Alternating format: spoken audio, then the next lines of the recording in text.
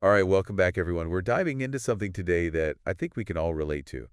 You know that feeling of being totally overwhelmed, like you're trying to do a million things at once and be good at all of them? Yeah, definitely. It's like a constant pressure to be on all the time. Exactly. And that's exactly what we're exploring in this deep dive. We've got some interesting source material that talks about selective effort and how, well, maybe we don't need to kill ourselves trying to be amazing at everything. Interesting. So instead of burning ourselves out, maybe there's actually a smarter way to work. That's the big question. And the source actually calls this the law of selective effort, which sounds super official. So what's the deal with this law? Well, thankfully, it's not an actual law that'll get us arrested or anything. Okay, good to know. But it is a pretty powerful principle. The basic idea is that by being really strategic about where we put our energy and effort, we can actually get way better results with, get this, less stress. Being effective, not just busy. That makes sense. I like that.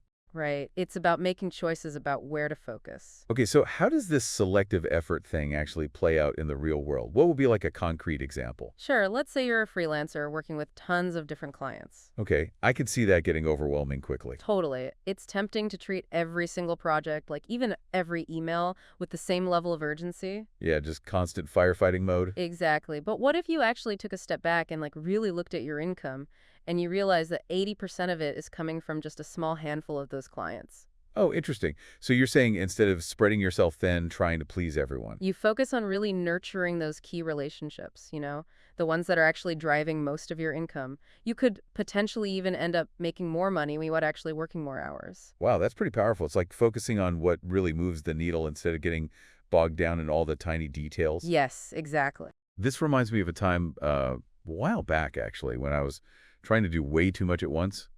Work deadlines, learning to code in my free time, planning a friend's birthday party. I mean, I was running around like a crazy person. Oh, I've been there. But honestly, I wasn't really getting anything done well. I was making stupid mistakes at work.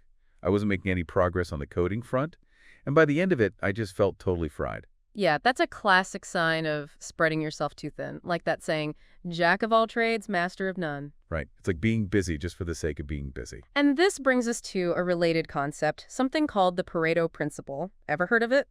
Maybe refresh my memory. Well, it's also known as the 80-20 rule. And basically it says that about 80% of our results, no matter what we're talking about, come from just 20% of our efforts. Ooh, okay. So by applying this selective effort idea, are we basically just trying to figure out and then focus on that crucial 20%?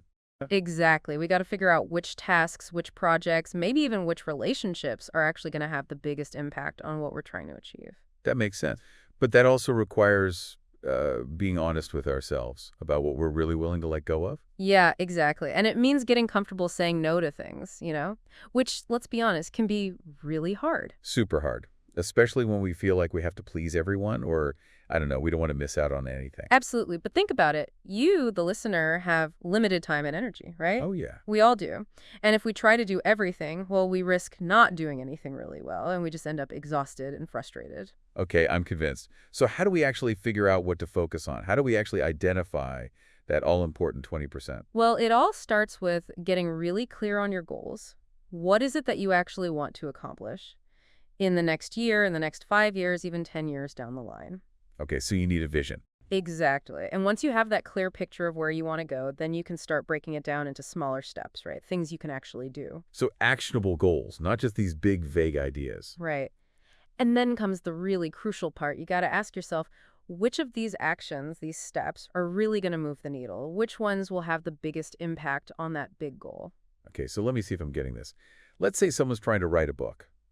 Maybe instead of getting lost in all the research and the editing and all that, they should just focus on getting that first draft written. Exactly. Or let's say someone really wants to get a promotion at work. Maybe instead of, going to every single meeting and trying to please everyone. They should pour their energy into leading a really successful project. You got it. And the cool thing is this doesn't just apply to work stuff. It works for relationships, hobbies, really anything you can think of.